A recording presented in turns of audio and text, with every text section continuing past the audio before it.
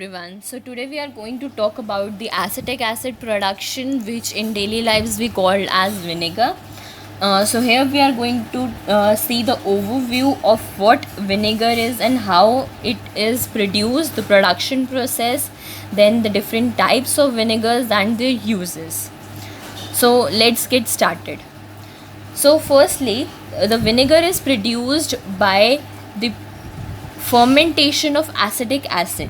It generally contains at least 4 gram of acetic acid per 100 ml at 20 degrees Celsius, and it may not contain more than 0.5 volume percent of ethanol.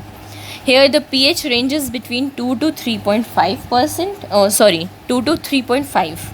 It's not in percent. Then let's come to the production process. So it is an oxidative fermentation. The diluted solutions of ethanol are oxidized by Acetobacter in oxygen to acetic acid and water. So this is the two-stage process.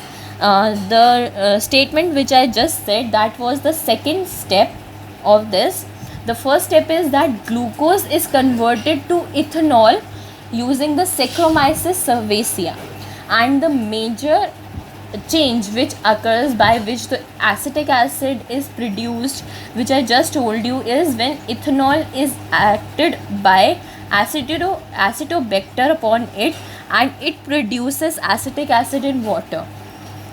So this is the major step, and it is an aerobic fermentation. The alcohol containing solution is called a mesh here. All the meshes must contain ethanol, water and nutrients for acetic acid bacteria. The pH here drops during the vinegar fermentation. This mesh contain natural raw materials. They have a liability of having some insoluble substances in it, and if the pH drop is smaller, then this liability is greater during the fermentation. The insoluble materials precipitate over a period of several months if the 5% cedar vinegar is produced from fresh apple juice. This precipitation process is faster in case of 10% cedar vinegar fermentation. The resting period of several months is applied on all types of vinegar except the distilled one. The quality of vinegar improves once we give it a resting period, or you can say when it is stored. So during the storage, the precipitated materials settle down, and it facilitates the subsequent operations like refining, filtration, pasteurization and bottling. So in the refining process, the raw vinegar contains the acetic acid which makes it opaque. A portion of acetic acid bacteria settles down during the storage. The subsequent filtration is facilitated if vinegar is fined with bentonite, but it's not an absolute essential step. An aqueous solution of bentonite is added to vinegar and allowed to settle for several hours. This makes the supernatant cleaning and easy to filter. That is the next step, filtration. So this filtration is carried out by the use of diatomaceous earth, whether vinegar has been stored or not and whether it is fined or not. This step has to be carried out. It must remove all the suspended materials such as vinegar bacteria or vinegar eels. Generally, vinegar eels are seen in vinegar only when it is produced by the trickling process, and if it is produced by the submerged fermentation, this vinegar eels generally don't occur in that. So moving forward, we have, what is this? Yes, a membrane ultrafiltration process. This is also a type of filtration which we can use, and it is used sometimes because of eliminating the fining process and simplifying the filtration. So this process permits the continuous and automatic production of bacteria-free filtrate from unrefined vinegar and from submerged process. The filtration is carried out until a concentrate is obtained which constitutes only 0.5% of filtrated volume. If less, it is recirculated with the raw vinegar and with the same amount as of the filtrate to regain that percentage. If it is regained at 0.5%, then it's okay. Otherwise, this recirculation process keeps on going. After that, after this thing, pasteurization has to be carried out of the vinegar, which is done by short heating process, and immediately after this pasteurization, the vinegar is bottled. Sometimes sulfiting process replaces the pasteurization, but for that it must be added immediately before bottling, since sulfur dioxide oxidizes rapidly in vinegar with high extract values and thereby loses its effectiveness. Then vinegar is bottled either in glass bottles or PVC or polyethylene with plastic screw top closures. Generally, the maximum amount of acetic acid vinegar produced is 10 to 13%, but it can be increased to 20 to 30% by the freezing process.